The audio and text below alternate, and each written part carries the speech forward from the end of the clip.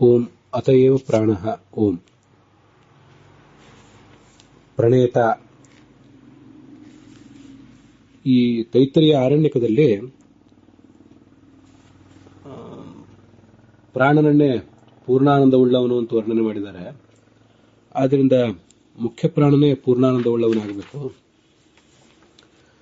ನೀವು ವರ್ಣನೆ ಮಾಡುವಂತೆ ವಿಷ್ಣು ಪೂರ್ಣಾನಂದ ಆಗಲಿಕ್ಕೆ ಸಾಧ್ಯ ಇಲ್ಲ ಅಂತ ಪ್ರಶ್ನೆ ಬಂದಿತ್ತು.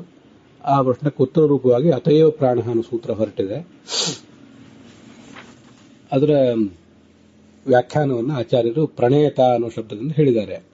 ಪ್ರಣೇತ ಅಂದರೆ ಜೀವನ ಹೇತು ಅಂತ ಅರ್ಥ. ಪ್ರಣೇತ ಅಂದ್ರು ಪ್ರಾಣ ಅಂದ್ರು ಒಂದೇ ಅರ್ಥ.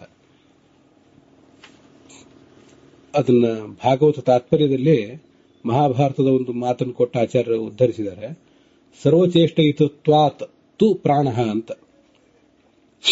ಪ್ರಾಣ ಮತ್ತೆ ಓಜಸ್, ಸಹಸ್, ಬಲ, ವಿಧೃತಿ ಇತ್ಯಾದಿ ಶಬ್ದಗಳ ಅರ್ಥಗಳನ್ನ ಅಲ್ಲಿ ಹೇಳ್ತಾರೆ. ಹಾಗೆ ಪ್ರಾಣ ಅಂತಂದ್ರೆ ಎಲ್ಲರ ಜೀವನಕ್ಕೂ ಎಲ್ಲರಲ್ಲೂ ಚಟುವಟಿಕೆ ಕಾರಣವಾದವನು. ಸರ್ವಚೇಷ್ಟಯಿತೃತ್ವಾತ್, ಸರ್ವ ಎಲ್ಲ ವ್ಯಕ್ತಿಗಳ ಎಲ್ಲ ರೀತಿಯಾದ ಚೇಷ್ಟೆಗಳಿಗೂ ಅಂದ್ರೆ ಚಟುವಟಿಕೆಗಳಿಗೂ ಅವನೇ ಕಾರಣ ಅಂತ ಅದರ ಅಭಿಪ್ರಾಯ ಆಗ್ತದೆ. ಹೀಗೆ ಪ್ರಣಯತಿ ಇತಿ ಪ್ರಾಣಃ ಉಪಲಕ್ಷಣಮೇತತ್. ಪ್ರಣೇತ್ರಾದಿ ಏಕಃ ಏವ ಮುಖ್ಯ ವಿಷ್ಣುರೇವ. ಈ ಎಲ್ಲಾ ಗುಣಗಳುಳ್ಳವನು ಕೂಡ ವಿಷ್ಣುವೇ ಆಗಿದ್ದಾನೆ. ಈ ಒಂದು ಗುಣದಿಂದ ಪ್ರಾಣ ಎಂಬ ಒಂದು ಶಬ್ದ ಇದೆಯಲ್ಲ, ಅದೊಂದು ಶಬ್ದವನ್ನು ಇಲ್ಲಿ ತಗೊಂಡಿದ್ದಾರೆ. ಮತ್ತೆ ಆ ಪ್ರಾಣ ಎಂಬ ಶಬ್ದದ ಪ್ರವೃತ್ತಿ ನಿಮಿತ್ತ ಯಾವುದು? ಸರ್ವಚೇಷ್ಟಯಿತೃತ್ವ, ಎಲ್ಲರ ಜೀವನಕ್ಕೆ ಕಾರಣವಾಗಿರುವಿಕೆ. ಈ ಒಂದು ಗುಣವನ್ನು ಉಪಲಕ್ಷಣವನ್ನಾಗಿ ನಾವು ತಗೋಬೇಕು. ಇದು ಇನ್ನೂ ಅನೇಕ ಶಬ್ದಗಳಿಗೆ ಪ್ರವೃತ್ತಿ ನಿಮಿತ್ತಗಳನ್ನು ಸೂಚನೆ ಮಾಡ್ತದೆ. ಪ್ರಣೇತ್ರಾದಿ ನಮ್ಮೆಲ್ಲರ ಚಟುವಟಿಕೆಗೆ ಕಾರಣವಾಗಿರುವಿಕೆ, ಇನ್ನು ಇತ್ಯಾದಿ ಗುಣಗಳನ್ನು ಹೊಂದಿರುವಂತವನು ಏಕಃ ಮುಖ್ಯ ವಿಷ್ಣುದೇವ. ಒಬ್ಬನೇ ವಿಷ್ಣುವೇ ಆ ಎಲ್ಲ ಗುಣಗಳನ್ನು ಹೊಂದಿದ್ದಾನೆ ಅಂತ ಅರ್ಥ. ಅಲ್ಲಿ ತಥಾಚ ಪ್ರಾಣ ಇತ್ಯಾದ್ಯೈ ಅಧ್ಯಾತ್ಮಗೈ ಅನ್ಯವಸ್ತುಷು ಪ್ರಸಿದ್ಧೈ.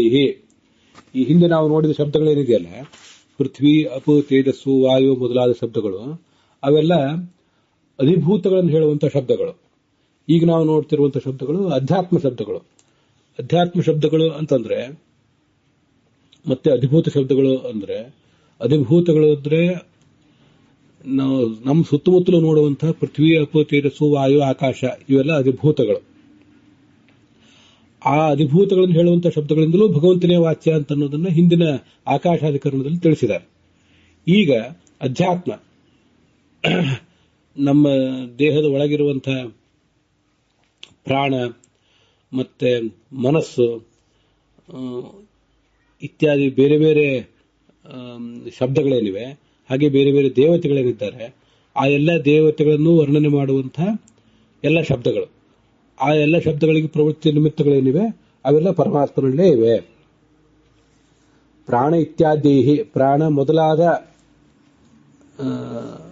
ಶಬ್ದಗಳು ಅವೆಲ್ಲ ಏನಾಗಿವೆ ಅಂದ್ರೆ ಅಧ್ಯಾತ್ಮಗೈಹಿ, ಅಧ್ಯಾತ್ಮಗಳು ಏನಿವೆ, ಬೇರೆ ಬೇರೆ ಶಕ್ತಿಗಳು, ಬೇರೆ ಬೇರೆ ದೇವತೆಗಳು, ಅವರನ್ನ ಗೈಹಿ ಅಂದ್ರೆ ಹೇಳುವ ಶಬ್ದಗಳು, ಬೇರೆ ಬೇರೆ ದೇವತೆಗಳನ್ನು ಹೇಳುವಂತಹ ಶಬ್ದಗಳು, ಅವೆಲ್ಲ ಅನ್ಯ ವಸ್ತುಗಳು ಪ್ರಸಿದ್ಧವಾಗಿವೆ. ಅನ್ಯ ವಸ್ತುಗಳು ಅಂದ್ರೆ ಮುಖ್ಯ ಪ್ರಾಣ, ಮತ್ಯಾರೋ ರುದ್ರ, ಗರುಡ ಮೊದಲಾದವರು ಬೇರೆ ಬೇರೆ ದೇವತೆಗಳು, ಅವರನ್ನೆಲ್ಲ ಹೇಳುವಂತಹ ಶಬ್ದಗಳು ಅಲ್ಲಿ ಪ್ರಸಿದ್ಧವಾಗಿವೆ. ಆದರೆ ಸರ್ವೈಹಿ ಶಬ್ದೈಹಿ ವಿಷ್ಣುವೇ ಉಚ್ಯತೆ. ಆ ಎಲ್ಲಾ ಶಬ್ದಗಳಿಂದಲೂ ಕೂಡ ಈ ವಿಷ್ಣುವೇ ವಾಚ್ಯನಾಗಿದ್ದಾನೆ ಹೊರತು ಮುಖ್ಯ ಪ್ರಾಣಾದಿಗಳು ಅಲ್ಲ. ಮುಖ್ಯ ಪ್ರಾಣನಾಗಲಿ ಗರುಡ, ಶೇಷ, ರುದ್ರಾಗಲಿ ಯಾರು ಕೂಡ ಅಲ್ಲ ಅಂತ ಅರ್ಥ. ಈ ಪ್ರಾಣ ಮೊದಲಾದ ಶಬ್ದಗಳಿಂದ ಭಗವಂತನೇ ವಾಚ್ಯನಾಗಿದ್ದಾನೆ ಹೊರತು ಮುಖ್ಯ ಪ್ರಾಣಾದಿಗಳಲ್ಲ ಅಂತ ಬಂತು. ಮತ್ತೆ ಅಧ್ಯಾತ್ಮಗೈಹಿ, ಅಧ್ಯಾತ್ಮವನ್ನು ಹೇಳುವಂತಹ ಅನ್ಯ ವಸ್ತುಗಳಲ್ಲಿ ಪ್ರಸಿದ್ಧವಾದ ಶಬ್ದಗಳಿಂದ ಎಲ್ಲಿಂದಲೂ ವಿಷ್ಣುವೇ ವಾಚ್ಯನಾಗಿದ್ದಾನೆ ಅಂತ ಬಂತಲ್ಲ. ಇಲ್ಲಿ ಬೇರೆ ಶಬ್ದಗಳು ಅಂದ್ರೆ, ಹೀಗೆ ನನಗೊಂದು ಸದ್ಯಕ್ಕೆ ನೆನಪಿಗೆ ಬಂದ ವಿಷಯವನ್ನು ಹೇಳ್ತಾ ಇದ್ದೇನೆ. ಮನೋ, ವಾಕ್, ಪ್ರಾಣ ಈ ಮೂರು ಶಬ್ದಗಳನ್ನು ಇಟ್ಕೊಳ್ಳೋಣ. ಮನಸ್ಸು, ವಾಕ್ ಮತ್ತು ಪ್ರಾಣ ಇವು ಮೂರು ಕೂಡ ಅಧ್ಯಾತ್ಮಗಳು. ಈ ಮೂರನ್ನು ಹೇಳುವಂತ ಶಬ್ದಗಳು ಅಂದ್ರೆ ಮನಸ್ಸೆಂಬ ಶಬ್ದ, ವಾಕ್ಯೆಂಬ ಶಬ್ದ ಮತ್ತು ಪ್ರಾಣ ಎಂಬ ಶಬ್ದ. ಇದರಿಂದ ಮನೋಭಿಮಾನಿಯಾದಂತಹ ಗರುಡಶೇಷ ರುದ್ರಾದಿಗಳಾಗಲಿ, ವಾಗಭಿಮಾನಿಯಾದಂತಹ ಸರಸ್ವತಿ ಭಾರತೀಯರಾಗಲಿ, ಲಕ್ಷ್ಮಿಯಾಗಲಿ, ಹಾಗೆ ಪ್ರಾಣ ಎಂಬ ಶಬ್ದದಿಂದ ವಾಚ್ಯನಾದ ಮುಖ್ಯ ಪ್ರಾಣನಾಗಲಿ ಯಾರೂ ಮುಖ್ಯತಃ ವಾಚ್ಯರಲ್ಲ, ಪರಮಾತ್ಮನೇ ಮುಖ್ಯವಾಗಿ ವಾಚ್ಯ. ಹೀಗೆ ಈ ಮನೋ ವಾಕ್ ಪ್ರಾಣ ಈ ಮೂರುಗಳು ಪ್ರಧಾನವಾಗಿ ಇವೇ ಅಧ್ಯಾತ್ಮ ಅಂತ ಕರೆಸ್ಕೊಂಡಿವೆ. ಇದರಿಂದ ಭಗವಂತನೇ ವಾಚ್ಯನಾಗಿದ್ದಾನೆ. ಅದು ಎಲ್ಲಿದೆ? ಒಂದು ಐತರೇಯ ಉಪನಿಷತ್ತಿನ ಒಂದು ನೆನಪು ಬರ್ತಿದೆ. ದೇಹವೇ ಭಗವಂತನ ರಥ ಅಂತ ಹೇಳುವಂತಹ ಐತರೇಯ ಉಪನಿಷತ್ತಿನ ಒಂದು ಭಾಗ. ಅಲ್ಲಿ ಸಯೇಶೋಶ್ವರಥ, ನಮ್ಮ ದೇಹ ಅಂತನ್ನೋದು ಒಂದು ಕುದುರೆಗಳಿಂದ ಹೂಡಲ್ಪಟ್ಟ ರಥ, ಪ್ರಷ್ಟಿವಾಹನ, ಮನೋವಾಕ್ ಪ್ರಾಣ ಸಂಹತಃ ಅಂತ ಅಲ್ಲಿ ವರ್ಣನೆ ಮಾಡಿದ್ದಾರೆ. ಈ ದೇಹವೆಂಬ ಅಶ್ವರಥ ಏನಿದೆ, ಇದರಲ್ಲಿ ಮನೋವಾಕ್ ಪ್ರಾಣ ಸಂಹತಃ, ಭಗವಂತನ ಮನೋನಿಯಾಮಕವಾದ ಒಂದು ರೂಪ, ವಾಂಗ್ ನಿಯಾಮಕವಾದ ಒಂದು ರೂಪ, ಪ್ರಾಣ ನಿಯಾಮಕವಾದಂತಹ ಒಂದು ರೂಪ ಇದೆ. ಈ ಮೂರು ರೂಪಗಳಿವೆ. ಪ್ರಷ್ಟಿವಾಹನ, ಪ್ರಷ್ಟಿ ಅಂದ್ರೂ ಕೂಡ ಭಗವಂತನೇ. ಆ ಭಗವಂತ ಈ ರಥವನ್ನು ಏರಿ ಹೋಗ್ತಾ ಇದ್ದಾನೆ. ಅಲ್ಲಿ ಮನಸ್ ವಾಕ್ ಪ್ರಾಣ ಎಂಬ ರೂಪದಿಂದ ಭಗವಂತ ಇದ್ದಾನೆ ಅಂತ ವರ್ಣನೆ ಬಂದಿದೆ. ಐತ್ರೇಯ ಭಾಷ್ಯದಲ್ಲಿ ಮನೋವಾಕ್ ಪ್ರಾಣನಾಮಾಸೋ ಮನ ಆದಿಷು ಸಂಸ್ಥಿತಃ ವಿಷ್ಣುಸ್ತಸ್ಯ ರಥೋ ದೇಹ ಇಂದ್ರಿಯಾಶ್ವ ಪ್ರಕೀರ್ತಿತಃ ಅಂತ ಭಾಷ್ಯ ಇದೆ. ಮನೋ ವಾಕ್ ಪ್ರಾಣ ಈ ಮೂರು ಶಬ್ದಗಳಿಂದ ಅವನು ಮನಸ್ಸು, ವಾಕ್ ಮತ್ತು ಪ್ರಾಣಗಳಲ್ಲಿ ಇದ್ದಾನೆ. ಈ ದೇಹವೆಂಬುದು ಅವನ ರಥ ಆಗಿದೆ. ಅದಕ್ಕೆ ನಮ್ಮ ಇಂದ್ರಿಯಗಳೇ ಅಶ್ವಗಳಾಗಿವೆ ಅಂತ ವರ್ಣನೆ ಬಂದಿದೆ. ಆದ್ದರಿಂದ ಇಲ್ಲಿ ಅಧ್ಯಾತ್ಮಗಳು ನಾವು ಇಟ್ಕೊಂಡಿರೋದು ಆ ಸೂತ್ರ ಪ್ರಾಣವೊಂದನ್ನೇ ಹೇಳಿದೆ. ಆದರೆ ಉಪಲಕ್ಷಣತೆ ನಾವು ಇನ್ನೂ ಯಾವ್ದಾವುದನ್ನು ಇಟ್ಕೊಳ್ಬಹುದು ಅಂದ್ರೆ ಮನಸ್ಸು ಮತ್ತು ವಾಕ್ಯಗಳನ್ನು ಕೂಡ ಇಟ್ಕೋಬೇಕು. ಯಾಕೆ ಅವನು ಮನಸ್ಸು ಶಬ್ದದಿಂದ ವಾಚ್ಯ? ಇಲ್ಲಿ ಪ್ರಾಣ ಶಬ್ದದಿಂದ ವಾಚ್ಯ ಹೇಗೆ ಅಂತ ಬಂತು. ಅವನೇ ಮುಖ್ಯವಾಗಿ ನಮ್ಮ ಜೀವನಕ್ಕೆ ಪ್ರೇರಕ ಆದ್ರಿಂದ ಅವನನ್ನೇ ನಾವು ಪ್ರಾಣ ಅಂತ ತಿಳ್ಕೋಬೇಕು.